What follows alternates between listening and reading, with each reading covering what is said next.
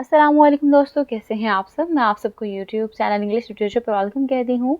आज जो टॉपिक हम इस लेक्चर में कवर करने जा रहे हैं दैट इज़ द नाउन। हम लोगों ने डायरेक्ट ऑब्जेक्ट और इनडायरेक्ट ऑब्जेक्ट की बात करनी है।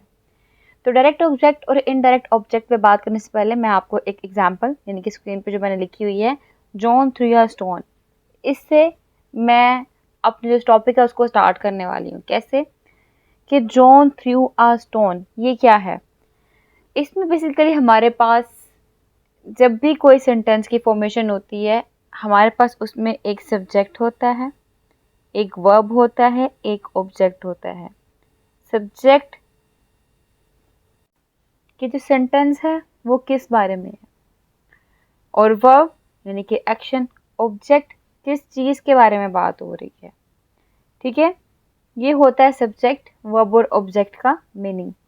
अब होता क्या है कि सब्जेक्ट हमारे पास जो बात कर रहा है वो, ऑब्जेक्ट जिसके बारे में बात हो रही है वो। ये पॉइंट समझ लगा कि सब्जेक्ट जो बात कर रहा है वो, और ऑब्जेक्ट जिसके बारे में बात हो रही है वो होता है। वर्ब कहते हैं काम को, स्टेट को, एक्शन को। कोई भी एक्शन हमारा जो है वो वर्ब कहलाता है। तो हमारे पास सेंटेंस है जॉन थ्रू अ स्टोन। इसमें जो जॉन है वो हमारे पास सब्जेक्ट है। ठीक है, थ्रू अ स्टोन, थ्रू हमारे पास इसमें फेंकना, फेंकना वर्ब है, एक एक्शन है, वो वर्ब हो गया। आ स्टोन, स्टोन हमारे पास ऑब्जेक्ट है। क्लियर। तो ये सेंटेंस में हमारे पास सब्जेक्ट, वर्ब और ऑब्जेक्ट मौजूद है। अब एक और चीज़ मैं आपको बता दूं, जो एक सेंटेंस होता है ना, वो दो चीज़ों से मिलके बनता है। सब्जेक्ट वर्ब ऑब्जेक्ट का कॉन्सेप्ट तो क्लियर हो गया ना आपको। अब सेंटेंस जो है वो दो चीज़ों से मिलके बनता है, जो आपने प्रीवियस लेक्चर में भी सुना होगा, सब्जेक्ट एंड प्रेडिकेट के। सब्जेक्ट जिसके बारे में बात हो रही है, प्रेडिकेट जो बात हो रही है। सब्जेक्ट क्या है हमारा यहाँ पे, जोन, जोन के बारे में बात हो रही है। प्रेडिकेट जो उसने किया, जिसके बारे में बात हो रही है वो क्या है, थ्रू अ स्टोन। ठीक है, जॉन सब्जेक्ट है, प्रेडिकेट थ्रू अ स्टोन। ठीक है, और इसके अलावा she Yeats mango, she subject है, ईट्स मैंगो प्रेडिकेट है। सब्जेक्ट जिसके बारे में बात हो रही है, प्रेडिकेट जो बात हो रही है। ठीक है, तो इसी तरह से I love Pakistan, I subject है, लव पाकिस्तान प्रेडिकेट है। क्लियर हो गया सब्जेक्ट एंड प्रेडिकेट की गेम, है ना। अब ये माइंड में रखना है कि सब्जेक्ट क्या होता है, वर्ब क्या होता है, ऑब्जेक्ट क्या है, और सब्जेक्ट एंड प्रेडिकेट क्या होता है। अभी वाले पॉइंट्स माइंड में रखें। इस पॉइंट्स को लेते हैं हम लोग आगे अपना जो टॉपिक है उसको डिस्कस करने वाले हैं, which is direct object and indirect object. अब देखें, जो डायरेक्ट ऑब्जेक्ट है, जैसे कि नेम इंडिकेट कर रहा है, समथिंग जिसका डायरेक्टली लिंक होगा किसी चीज़ के साथ। इनडायरेक्ट ऑब्जेक्ट इनडायरेक्टली लिंक होगा। तो डायरेक्ट ऑब्जेक्ट क्या होता है, ये ऐसा नाउन और प्रोनाउन जो कि डायरेक्टली रिसीव कर रहे होंगे एक्शन ऑफ वर्ब को। नाउन या प्रोनाउन या कोई भी चीज़ जो कि वर्ब के एक्शन को डायरेक्टली रिसीव कर रहे होंगे, वो डायरेक्ट ऑब्जेक्ट कहलाएंगे। वर्ड के आगे डायरेक्टली रिसीव करना।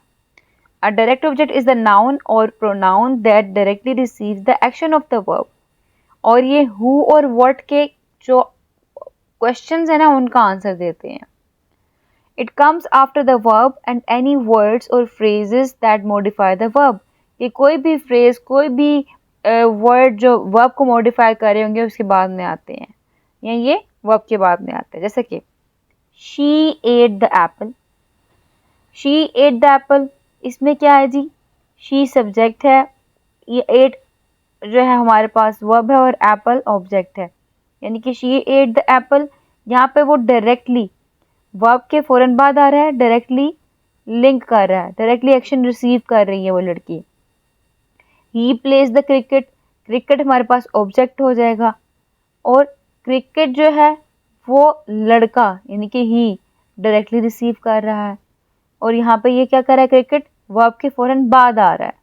कम्स आफ्टर द वर्ब, ये याद रखना है कि कम्स आफ्टर द वर्ब, और एनी वर्ड और phrase that modify the verb.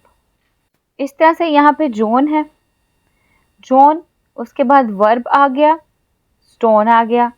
ठीक है, जॉन सब्जेक्ट था, ये सब्जेक्ट डायरेक्टली एक्शन रिसीव कर रहा है स्टोन वाला। John through a stone, John ने एक स्टोन फेंका, तो यहाँ पे जो स्टोन है वो क्या आ गया, एक डायरेक्ट ऑब्जेक्ट हो गया। और डायरेक्ट ऑब्जेक्ट क्या करता है, आंसर देता है हु और व्हाट का। यानी सेब किसने खाया, शी एट द एप्पल। ठीक है, तो इसने हु का आंसर दिया। और क्या खाया, व्हाट, यानी कि एप्पल, एप्पल खाया, तो इसने हु और व्हाट का आंसर किया। इस तरह से ही प्लेस क्रिकेट, किसने खेला, हु है, और क्रिकेट, क्रिकेट क्या हो गया हमारा, व्हाट हो गया। ठीक है, तो ये था it answers the question who और व्हाट, कि किसने किया और क्या किया, ये इसमें बताया जाता है। और ये जो किसने किया और क्या किया है ना, ये डायरेक्टली बताया जाता है। डायरेक्टली कैसे होता है, वर्ब के साथ जब लिंक किया जाए हमारा ऑब्जेक्ट। जैसे मैं कहूँ the teacher gave a book, यहाँ पर टीचर क्या हुआ, हमारा सब्जेक्ट है, और गेव क्या है, हमारा वर्ब है, अ बुक क्या है, हमारा ऑब्जेक्ट है। और क्योंकि ये वर्ब के फौरन बाद आ रहा है, लिंक हो रहा है बुक का वर्ड वर्ब के फौरन बाद, तो ये क्या है, हमारा डायरेक्ट ऑब्जेक्ट है, जो कि हमारे हु एंड व्हाट को आंसर कर रहा है। यानी कि टीचर कौन है, हु का आंसर दे रही है, किसने दिया, टीचर ने दिया, क्या दिया, अब बुक दी। ठीक है, ये था डायरेक्ट ऑब्जेक्ट। अब इनडायरेक्ट ऑब्जेक्ट क्या होता है, इसमें इनडायरेक्टली आता है, वर्ड इनडायरेक्टली आता है। हमने देखा डायरेक्ट ऑब्जेक्ट क्या था, जिसमें जो ऑब्जेक्ट है वो एक्शन ऑफ द वर्ब के फौरन बाद आ रहा है। यानी कि direct object is the person और thing that receives the action of the verb. अब इनडायरेक्ट ऑब्जेक्ट क्या होगा, इसमें जो पर्सन और थिंग है ना, वो बेनिफिट उठाता है from the action of the word. क्या होता है, बेनिफिट्स, फायदे उठाता है। दोबारा सुने कि डायरेक्ट ऑब्जेक्ट वो ऑब्जेक्ट होता है जिसमें कोई भी पर्सन और चीज जो है वर्ब के एक्शन को डायरेक्टली रिसीव करती है। और इनडायरेक्ट ऑब्जेक्ट वो होता है जिसमें कोई भी पर्सन या चीज जो है वर्ब के उस एक्शन से फायदा उठाती है। ठीक है, बेनिफिट उठाती है वर्ब के एक्शन से। यानी कि मैंने पीछे एग्जांपल दी थी, the teacher gave a book, कि टीचर ने एक किताब दी। अगर मैं कह दूं the teacher gave the students a book, कि टीचर ने एक स्टूडेंट को एक किताब दी। अब हुआ क्या, यहाँ पे फायदा किसने उठाया, द स्टूडेंट ने। तो जो द स्टूडेंट है वो हमारा इनडायरेक्ट ऑब्जेक्ट हो जाएगा। अब आई समझ कि जिसने फायदा उठाया, the mother cook the children dinner. अब यहाँ पे माँ ने खाना पकाया। ठीक है, खाना किसके लिए पकाया, फॉर होम का आंसर दिया जा रहा है, किसके लिए पकाया, चिल्ड्रन के लिए पकाया। तो फायदा उठाना कौन हुआ, किसने उठाया, चिल्ड्रन ने उठाया। तो यहाँ पे फॉर होम का आंसर दिया कि किसके लिए, फॉर होम। वो फॉर होम कौन है, चिल्ड्रन। तो चिल्ड्रन यहाँ पे क्या हुआ, इनडायरेक्ट ऑब्जेक्ट। इस तरह से ही the mailman delivered the package to the customer. Mailman ने क्या किया, पैकेज डिलीवर किया है, किसको, कस्टमर को। फायदा किसने उठाया, कस्टमर ने। तो यहाँ पे कस्टमर क्या होगा, इनडायरेक्ट ऑब्जेक्ट हो जाएगा हमारा। तो an indirect object is the noun or pronoun that identifies to or for whom or what, यानी कि to or for whom, to whom और to what, for what। इसका आंसर होता है the action of the verb is performed, कि किसके लिए जो verb का action है वो perform किया गया है। ठीक है, जब हम बात कर रहे हैं कि जब भी कोई भी नाउन और प्रोनाउन डायरेक्टली रिसीव करता है वर्ब के एक्शन को, वो डायरेक्ट ऑब्जेक्ट होता है। और जब भी हम बात करें कि नाउन और प्रोनाउन वो फायदा उठा रहे होते हैं वर्ब के एक्शन से, तो वो इनडायरेक्ट ऑब्जेक्ट होता है।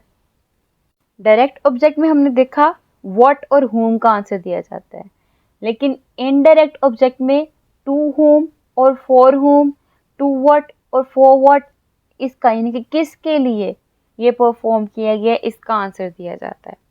अब एग्जाम्पल देखें जी, he gave his sister a book.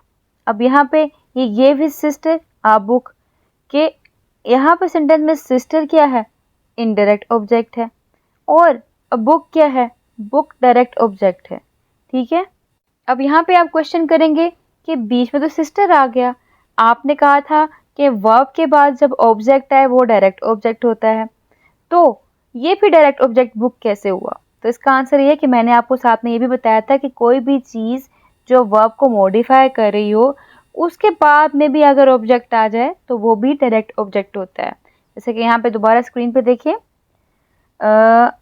It comes after the verb and any words और phrases that modify the verb. ठीक है, तो इसने मॉडिफाई किया, यहाँ पे सिस्टर ने यहाँ पे मॉडिफाई किया, मजीद वजाहत दी थी वर्ब की। ठीक है, तो इसलिए ये जो अ बुक है ये डायरेक्ट ऑब्जेक्ट ही है, जो कि वर्ब के बाद ही आ रही है। बीच में सिस्टर आ गई है, जो बीच में सिस्टर आई है वो क्या हुआ हमारा इनडायरेक्ट ऑब्जेक्ट, क्योंकि वहाँ पे बताया कि फॉर होम या टू होम। ठीक है, इसका आंसर दिया गया है। जब फॉर होम और टू होम का आंसर दिया जाए, यानी कि किसके लिए ये एक्शन परफॉर्म किया गया बताया जाए, तो वो इनडायरेक्ट ऑब्जेक्ट होता है। और क्या और कौन ये बताया जाए तो वो डायरेक्ट ऑब्जेक्ट होता है। आई होप कि आपको इनडायरेक्ट ऑब्जेक्ट और डायरेक्ट ऑब्जेक्ट जो अच्छे से क्लियर हो चुके होंगे। इस वीडियो को देखने के बाद इन दोनों पॉइंट्स के अंदर कोई भी कंफ्यूजन बाकी नहीं रही होगी। मैंने इसको बहुत अच्छे से एलाबोरेट कर दिया है कि डायरेक्ट ऑब्जेक्ट क्या होता है और इनडायरेक्ट ऑब्जेक्ट क्या होता है। वीडियो पसंद आई, वीडियो को लाइक भी करिएगा, हमारे चैनल को सब्सक्राइब करना मत भूलिएगा। दुआ में खास याद रखिएगा। Stay tuned, take care.